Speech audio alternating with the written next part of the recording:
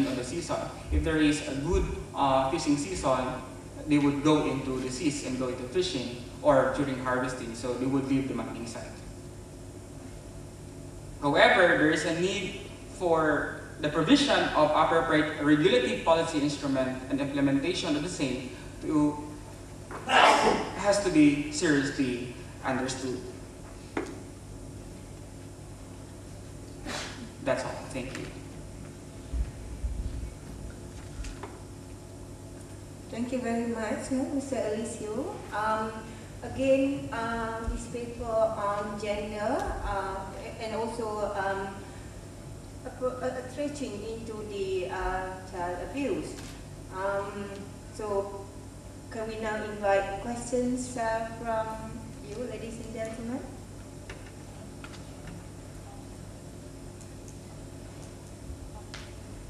If not, we have one question regarding to the law reinforcement. What about law reinforcement regarding to the, for example, a certain age of children should not be employed in such a mining site. So, how much law can take the reinforcement into the area? In terms of law, the Philippines has actually a substantial number of laws, especially on child labor. However, at the local level, the local government officials are not quite familiar with these laws. And although I have interviewed their barangay captains, and he was quite aware of these laws, but he was quite hesitant to enforce the laws. It's because involving children in this work has been their way of lives. And he cannot simply enforce the laws which is imposed by outsiders on their culture, because that has been part of their local culture. So they don't find it inappropriate to have children in the mining sites. Although there is, I would say that there is some problems on the law enforcement. Because one reason is that this is located in rural area.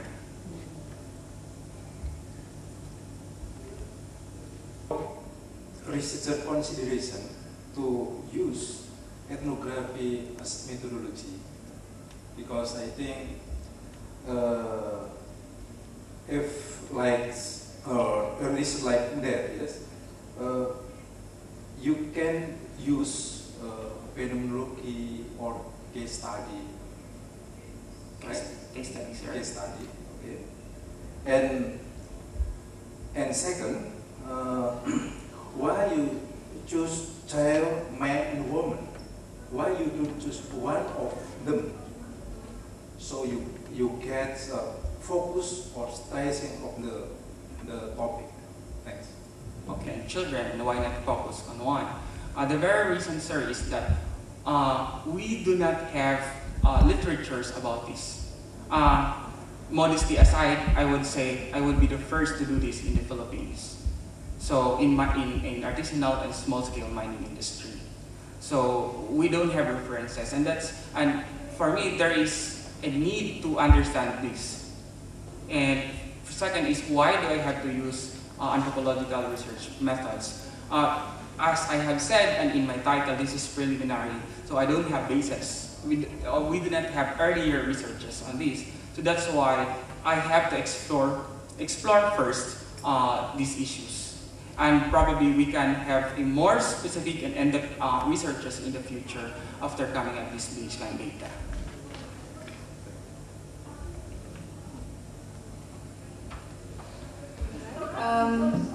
Any more? Yes. In this mining activities, or if I don't want to work too long in this indirect process, would they be given that opportunity? If they have the leeway to decide for themselves whether to work or not to work, I think it's their own discretion to work in there, but because of the household needs, that would really push them to work. And I don't think that most of these women have the other choices. So that leads another question. I think the power relations in the household is very important, isn't it? It's a matter of bargaining, in terms of what men and women should be doing. And that's something that I have to do another research, ma'am. Thank you. All right, so shall we give Mr. Aliso an applause of appreciation for the lecturer from the Division of International Sports and Leisure, Hancock University of Foreign Studies in Seoul, Korea. He's going to present on the impact of the media on gender inequality within sport.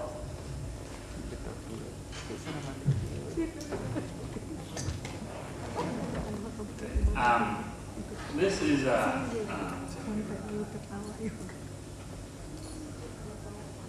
should be on.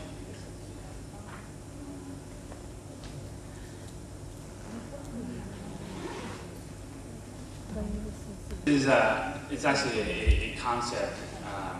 It's being researched prevalently in Western society where I got educated. And when I arrived in Korea, looking at newspapers and looking at television, I noticed that a lot of the athletes and role models were very overly feminine. And I began to think maybe I should do some research into this. And so that's what I started to think about. Are there similarities between Asian culture and Western culture concerning the media's role and the impact on gender inequality at that part? And on the screen here you'll see a picture of Caster Semenya. And I'll explain a little more later on about that, but how important media is in creating gender inequality at that part. For those who don't know, Caster Semenya is from South Africa. He's a phenomenal 18-year-old, 19-year-old athlete, and in the recently past championships, she blew away competition, and her rivals from the Western countries decided that she looked too manly, a lot of masculine characteristics, so therefore she must be a man. She cannot be a strong woman athlete at that part. So creating conflict produced that inequality. So that's what we'll talk about. As I said, predominantly the research has been done from Western areas at that part. And so some of the information that I have on here is solely Western academics. And we can see here that the mass media, or the influence of it, the media informs us, it entertains us, and it also interprets information for us. So what we read, what we see, sometimes is through a filter, through a different lens, the lens of the cameraman, the lens of the reporter, and so they shape our values. They shape how we, I wouldn't say portray, but how we perceive role models, how we perceive athletes, how we perceive the general work. They shape our norms and values to a certain extent, I believe. And I think it's extremely important that we look at the lens that the researcher or the journalist or the photographer has at that part. And also one of the reasons why the media is very influential is because it's a symbiotic relationship. Sport itself cannot survive without media's help. And the media needs sport to sell newspapers. And how do we sell newspapers? We sell through conflict and sex. Sex sells. And I've come to marketing in that part. And so we'll see from a little part of some of the pictures that I've chosen from Western society and some of them from the Asian society that sex sales, sex is one of the predominant aspects of it, or over-feminized athletes, and we'll talk about it in a little bit. But the most common type is through race, sex, social class, and a combination. So when we look at Wimbledon or we look at some other sporting events, we see a black woman, a powerful black woman such as Venus or Serena Williams. We begin to question them. We question them.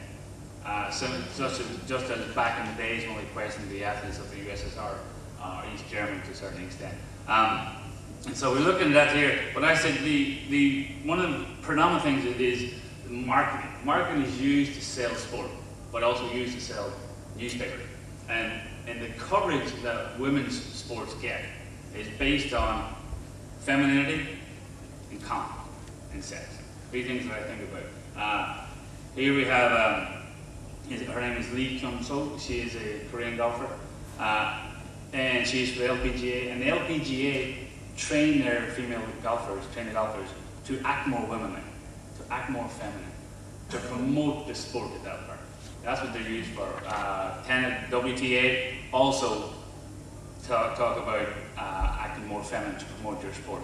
So whenever there's conflict, whenever there's controversy, it sells newspapers bad. And that's the only time that women's sport really get into the news at that part. Some of the attributes for the media is we can see that whenever men are portrayed, they're portrayed in action poses. You know, they're larger than life, they're physical, they're dominant. Women are not like that. Women are in passive shots. If you see a passive shot in tennis or soccer or in sport, it's a passive but also sexualized shot, and we'll see some of them in a little bit. So the media has a great influence on it doesn't mirror the real world, but on how we portray the real world. I don't want to go too fast, but some of the three ways that I think, and a lot of research in the Western academia look at, is sexualization. Here we have one of the top female golfers or tennis players, and we see her in a pose. Now the question I asked, would you see Roger Federer? Would you see any of the top male tennis players acting like this? I don't think so. Trivialization. I studied my master's and PhD in the US, and in college, there's very, very prominent. We have men's sports and women's sports. We have the Lions and the Lady Lions. So by trivializing, putting the lady in front of that, girls' sports is out there. It's a way for men to trivialize, I believe, women's sports is that part. And then another one is hierarchy. Here we have, Roger Federer. Of course, people say Roger. And here we have Maria Sharapova, but she is pronounced. She said Sharapova. Her last name is used, or I got it wrong. Her first name is used. Maria is used to say familiarity with the person. But with Roger Federer, we use his last name as a sign of respect at that part. So that's what some of the findings in the research in the West has found at that part. So I said three types of coverage that they use: sexualization, trivialization, and hierarchy or infantilization. And again, to look at here, we have another picture of her. And I asked, would you see a male tennis player doing this type of Photoshop stunts? Probably not. I'm supposed to take that one out. Sorry. Again, looking at the word, Carla's a smash hit. Portraying that we know Carla. We know everybody first name. They're friends. We know who they are. That would never happen to it wouldn't be Roger's smash hit. And then this one here was, of course, a tabloid in England. But they take great delight in sexualizing female athletes. And so you can see, Bye Bye Babes of Wimbledon, not talking about their skills or their passion for the game, but also their body and that part. So we've noticed, and throughout some of the talks that we've heard, and especially from our keynote speaker yesterday, the males have been privileged, political, economic, social, access to resources. And I believe that sport is at the forefront of kind of defining gender or promoting gender ideology, gender inequality, because a lot of us are interested in sport, and it doesn't have to be soccer or rugby or tennis, but whatever sport it is. And we see that they are predominant. There's a lack of access for women to get into higher positions, to get a higher power. And sport is considered that last bastion of male dominance, the last place where men can be men. Men can be aggressive and fiery, heroic. And so that's what I'm looking at, and I want to see if it's similar in age at that part. And so here we have, two advertisements. On the end call, it's Kim Yoon-ah. She's a famous figure skater from Korea. And here we have Ji Sung Park. who is a soccer player for Manchester United. And if you look at the two pictures, you see, you know, Kim Yuna, though let's start with Ji Sung Park, he's very powerful looking. He's got a business suit on, he's got the power suit on, and he's like, look at me, this is what I use. And Kim Yuna, who's probably one of the best figure skaters I've ever seen, trains as much as Ji Sung Park is. She's very, I say, overly feminine. She has her bag on, she has a hand on, and she has the phone. And I look at this here is that, you know, I ask why is Kim Yuna overly feminized when Ji Sung Park is very dominant looking at that part. And so that's some of the issues that I want to look at in Asian media. So we've seen some conclusion-wise, or not conclusion-wise, but some of the previous works that women are marginalized, and there are sexist stereotypes throughout the media on that. Women have been, what I look at, certainly marginalized, but they've been stereotyped as submissive, and especially in Asia, I believe, it's very passive, historical myths for that part, overly emotional and nurturing. So some of the concerns I have looking at, if you read this here, the beautiful side of 2011 is the official slogan of, it references the agility, passion invested by increasing numbers of attractive women and girls around the world in the most beautiful games. Women's World Cup. They're emphasizing the attractive women, not the skills or the passion that these teams can bring in, but the physical features of their athletes.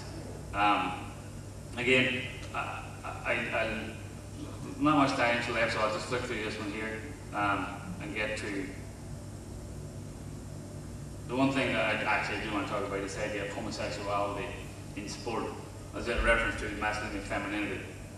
I've played sport all my life, and a number of times I've hugged, I've kissed, I've slapped butts, you know, with my friends. Nothing's thought about it at all. You know, and you've got long hair, short hair, nothing thought. When there's a woman who's strong, who's powerful, you know, who hugs, who kisses, or who slaps butts, the media will then question, like, oh, why is she short hair? Oh, look, she's got overly masculine arms. She's too strong to be a woman, such as Caster Semenya. They begin to question her sexuality.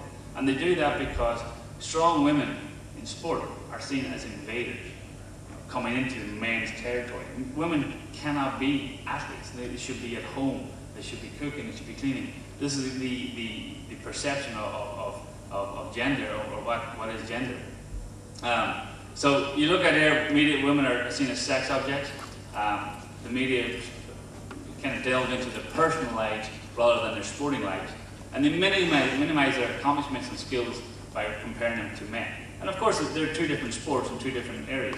And it's more difficult to compare men's athletes to women's athletes because most women's athletes are in their infancy and at the beginning of sports. It's hard to compare women's soccer to men's soccer because women's soccer has been around 20 years, men's have been around 100 years. So it's a lot more difficult. But I'll skip through this here and get to my, I have lots of good pictures here, sorry. This is Wimbledon here. A couple of newspaper articles. Why do female tennis stars at Wimbledon sound as if they labor or on a porn film? You know, when they grunt, you hit the ball, you grunt. You know, men do it too, but newspapers focus on the women doing it because it sounds. You know, women shouldn't be grunting, but when they do grunt, oh, it sounds erotic. They do that. Also, a big one that's been researched a lot is centre court in Wimbledon, which is a primary court for tennis. If you look at some of the historical part of it, those honoured have been very good-looking women, even if they're lower down in rankings. Sometimes those higher up rankings are put to different courts. So the newspaper here, Babe said in match, why looks count more for talent when Wimbledon decides who plays on centre court. But looking at Asian athletes, for me it was Korean athletes as I work and live in Korea. But in Korea there's a long history of male dominance. We know that women have a lot of passive stereotypes. Even in the language itself, you can see that. But there's an increase in success in Asian athletes, especially the big three, China, Korea, and Japan. And this success has led to a growing participation of young Asian women who don't want to participate. But the question comes to who and what are their role models, and how can we define their role models? If we see some of the pictures here, that part, But they're looking at the idea of some of the preliminary analysis or research that I did. There's a lot of emphasis still on physical traits and personalities on that there. And this idea of added nationalism. Those newspapers in Korea were very negative towards those in Japan or Japanese or Chinese athletes. So some of the ones here I had, and I'll show you. This one is Son Yeon-jae. She's 18-year-old rhythmic gymnastic. And this one here is about her diet, or how her diet's important because she's doing good things for herself. Also, some of the advertisements that Son Yeon-jae has are, she is very sexualized. She does a lot of advertisements for women's products. And on those advertisements, she's scantily clad, dressed, and she dances around. And so you look at it like, do you really need to dance or be that dressed to promote this product? Second one we have here is Chow Yu-ram, who is a pool player. And again, this one here is talking about how she's a sexy pool player. Okay, time's up. I'll just do one more, if you don't mind. This is Kim Yoon-ah, marketing again, and she's very dreamy and feminine. The last one here was her name from it, no picture, but her name is Jang Mi-ran. Why no picture? Because she's a weightlifter. She's a big girl. She's a very physically, she's a big girl. She's not feminine, supposedly, in Korean media. So they talk about her marketing, but they don't use her picture. Why do they not use her picture? That's the question. So, sorry. I'll go ahead and take questions. Thank you, Dr. Troller. We'll just go straight to taking the question. Yeah. I'm sure there are a lot of interesting questions that can be addressed to you. Please. Is there any questions?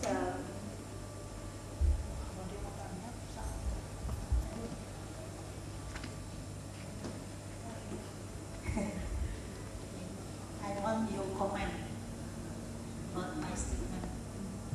I think woman and man is different from the God, especially their body and their body language. Yeah. The body of woman is more interesting than man. So the people like to see them. I think the culture to make woman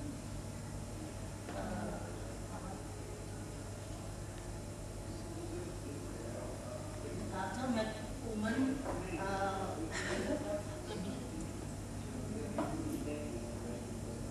menjual badannya. Question about Don't make them like this. Yeah. The people want to see women's physicality. And that's, not being precise, yeah, but the body. yeah. Thank you. And that's one of the issues that I discuss with my students, is that some of the women promoting sport using their physicality, that's their choice. Yeah. You know, that is a powerful woman who can take and say, this is my body, this is who I am, you're going to take it or what? You are going to, this is who I am. This is a strong woman. Or is it somebody who's been co-opted into believing that they're a strong woman because of that physicality, because of that need for it? Because, well, my sex sells, so I'm going to use my body to sell my sport. But in the same way, it's prostitution, could be prostitution without physical contact. They're using their bodies to sell. But some of the females who I have in my classes say, well, it's my choice. By me deciding this here shows that I have my own choice in my hands. I can choose not to do it. But do they really have their own choice in their hands? Because they have to do it to sell their sport. So it's an interesting question, but it's something that both my female students and my male students, when I talk about it, they clash a lot in class with that. People don't like strong. Yeah, well, I've seen that, and even from my students, that they don't like strong women. In that way, what is your opinion to equalize the power balance between men and women? I think to equalize it, that's to power, into those prominent positions where you can bring in a woman's perspective, bring in the woman's idea of you know, most journalists, most reporters, most of the people involved in the hierarchy of Korean sport are all men. And so they all have the men's perspective of it. Now this generation coming in, there's a lot more female athletes here. And I teach a course that there's a lot of females getting into administrative side of sport. And when they come in, they will be able to formulate their own ideas and I hope not force other people to think outside this male perspective and think, is that a good way to do it? Why can we not promote women's sport just as it promotes men's sport? You know, right now in Korean sport, it's very male dominant, and women have little voice in the say of how to market and how to promote sports.